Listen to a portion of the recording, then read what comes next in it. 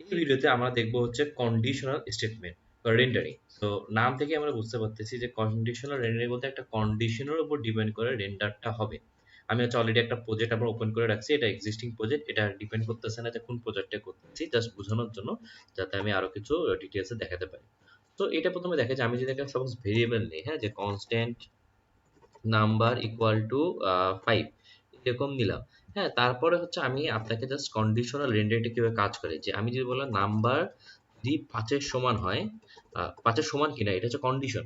তারপর ডিপেন্ড করে দুইটা কাজ হবে। আমি বললাম কি দিয়ে, একটা প্যারাগ্রাফ নিয়ে যে দ্য নাম্বার ইজ 5, আর তা না হলে সে আমাকে দেখাবে আরেকটা প্যারাগ্রাফ দিয়ে যে the number is not 5। So এখানে আমার একটা 5 ভ্যালু আছে, যদি 5 এর সমান হয় এটা কন্ডিশন। কন্ডিশনের উপর ডিপেন্ড করে রেন্ডারিং হচ্ছে, তাই না? এই যে এটা রেন্ডার হবে নাকি এটা রেন্ডার হবে, এটা এই কন্ডিশনের উপর ডিপেন্ড করে। আমি আরেকটা হচ্ছে h1 দিয়ে নেই, সেটা হচ্ছে কন্ডিশনাল রেন্ডারিং। ফাইন। সো এখন আমি চলে যাই, এখন দেখি কি অবস্থা। এই যে কন্ডিশনাল নাম্বার ইজ 5, কারণ কি আমার নাম্বারটা আসলেই 5। আর এখানে যদি আমি দেখি, এখানে আমি যদি এটা আমি 5 এর জায়গায় হচ্ছে আমি 35 করে দিই, এখন যদি যাই তাহলে দেখতে পাচ্ছি যে নাম্বার ইজ নট 5। সো এটাই হচ্ছে মূলত কন্ডিশনাল রেন্ডারিং। কোনো কিছুর উপর ডিপেন্ড করে এটা হচ্ছে রেন্ডার করবে। কোনো কিছু আছে, সেটা যদি হয় তারপর আমরা হয়তো এটা করব অথবা আমরা অন্যটা করব। এটাই হচ্ছে মূলত কন্ডিশনাল রেন্ডারিং এর মূল কনসেপ্টটা। এখন আমরা আরেকটা এক্সাম্পল দেখে করতে পারি, সেটা হচ্ছে আমরা বাটন একটা নিতে পারি।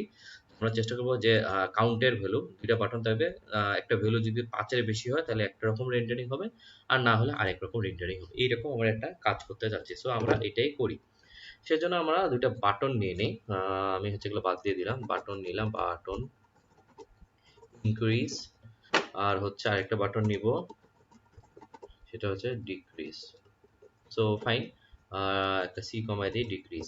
হচ্ছে আমার দুইটা ফাংশন লাগবে, একটা হচ্ছে কনস্ট্যান্ট হ্যান্ডেল ইনক্রিজ, ইনক্রিজ এখানে হচ্ছে আমি ভ্যালু বাড়াবো, আর হচ্ছে সিমিলারলি আরেকটা লাগবে হচ্ছে constant handle decrease. Very easy. এরকম হচ্ছে আমার দুইটা লাগবে, আর হচ্ছে আমি আমার হচ্ছে ইউজ স্টেট লাগবে। সো কনস্ট্যান্ট আমি এখানে নিব হচ্ছে কাউন্ট, সেট কাউন্ট,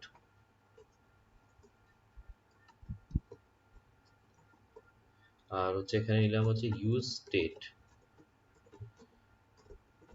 এখন হচ্ছে যেটা করব সেটা হচ্ছে আমার এখানে বাটন ক্লিক করলে, আমার যদি ইনক্রিজে ক্লিক করা হয় তাহলে হচ্ছে হ্যান্ডেল ইনক্রিজ কল হবে, আর যদি অন এই ডিক্রিজে কল করা হয় তাহলে হচ্ছে হ্যান্ডেল ডিক্রিজ কল করা হবে। সো আমার যদি ইনক্রিজে কল হয় তাহলে handle increase, otherwise handle decrease. Very good.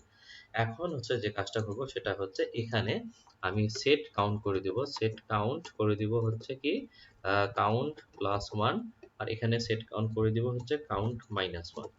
So just simple একটা কাউন্টার যেভাবে কাজ করে আমি সেটা দিচ্ছি, কন্ডিশনাল কাজটা এখন আসবে। সো এই যে ইনক্রিজ ডিক্রিজ কিন্তু শুধুমাত্র আসতেছে না, কারণ আমি কোথাও শো করিনি। আমি হচ্ছে এখানে শো করে দেই যে আমার কাউন্টের ভ্যালুটা, কাউন্ট হচ্ছে আমার এই কাউন্টের ভ্যালুটা। সো ফাইন, আমার এখানে কাউন্টটা দেখা দিচ্ছে। এখন আমি যদি এখানে যাই তাহলে হচ্ছে এই যে ইনক্রিজ ডিক্রিজ, ইনক্রিজ ডিক্রিজ আসছে না, কারণ হচ্ছে আবার এখানে আমি ইনিশিয়াল কোনো ভ্যালু দিইনি। আমার যে ইনিশিয়াল ভ্যালুটা দিতে হবে সেটা আমি দিতে ভুলে গিয়েছিলাম। এখন চলে আসবে ডিক্রিজ দিলে কমতেছে, ইনক্রিজ দিলে বাড়তেছে। এখন আমি হচ্ছে কন্ডিশনাল রেন্ডারিং কিভাবে হয় সেটা দেখবো।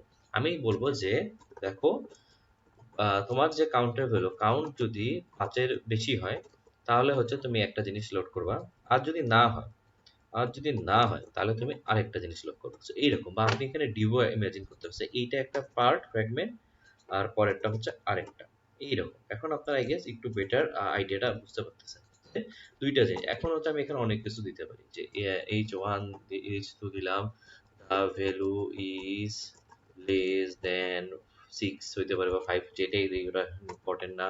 p দিলাম, এখানে হচ্ছে lorem দিলাম, তারপরে হচ্ছে এখানে বাটন দিলাম। এরকম কিন্তু আমরা অনেক কিছু দিতে পারি, হ্যালো।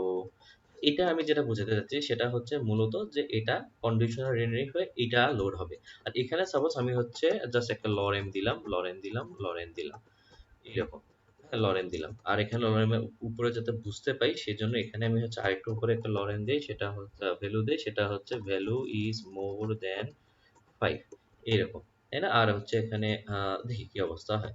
এখন আমি যদি চলে যাই ওয়েবসাইটে তাহলে দেখতে পাচ্ছি যে এখানে যেহেতু 5 এর চেয়ে বেশি, তাহলে ভ্যালু ইজ লেস দ্যান 5। ওকে, এটা ডিক্রিজ দিলে, আচ্ছা ভ্যালু ইজ মোর দ্যান 5 আমি উল্টাই দিছি, আচ্ছা সমস্যা নাই, এটা হচ্ছে লেস হবে, তাই না? 5 এর, আচ্ছা এইটা আমি কন্ডিশন চেঞ্জ করে দিই, তাহলে আমার প্রবলেম সলভ। যদি আমার 5 এর চেয়ে কম হয়, আমার যদি 5 এর চেয়ে কম হয়, আমার 5 এর চেয়ে যদি কম হয় তাহলে হচ্ছে value is less than 5 load হবে, আর যদি 5 এর চেয়ে বেশি হয় তাহলে ভ্যালু ইজ মোর দ্যান 5। এখন হচ্ছে আমার ঠিকমতো কাজ করবে যে ভ্যালু ইজ লেস দ্যান 5 লরেন্ট মিনসাম দেয়া, এটা বাড়তে যখন চেঞ্জ হবে তখন ভ্যালু ইজ মোর দ্যান 5 লরেন্ট মিনসাম। সো আমরা বুঝতে পারলাম যে আসলে কন্ডিশনাল রেন্ডারিংটা কি। এটা হচ্ছে মূলত কোনো কিছুর উপর ডিপেন্ড করে, কোনো কন্ডিশনের উপর ডিপেন্ড করে রেন্ডারিংটা হবে।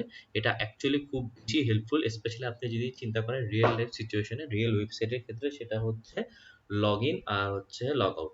আপনার যখন ইউজার থাকে তখন হচ্ছে আমরা লগ ইন, তখন হচ্ছে আমার অনেক কিছু, আমি এখানে অনেকগুলা ফাইল দেখতে পাচ্ছি, তাই না? এটা হচ্ছে লগ ইন আসি দেখে। আমি যদি লগ আউট হয়ে যাই তাহলে দেখতে পাচ্ছি যে কি আমার এখানে কিন্তু আর অন্য সবগুলা ভিজিবল নাই। তো এটাই হচ্ছে কন্ডিশনাল রেন্ডারিং। যেহেতু লগ ইন নাই, ইউজার নাই, তার মানে এইটা। আর যদি ইউজার থাকে তাহলে অন্য জিনিসটা। সো এটাই হচ্ছে মূলত আমাদের কন্ডিশনাল রেন্ডারিং, এইভাবে কাজ করে, আর এভাবে আমরা রিয়েল লাইফ সিচুয়েশনেও কন্ডিশনাল রেন্ডারিং ইউজ করতে পারবো। এই ভিডিওটা এতটুকুই। আসসালামু আলাইকুম।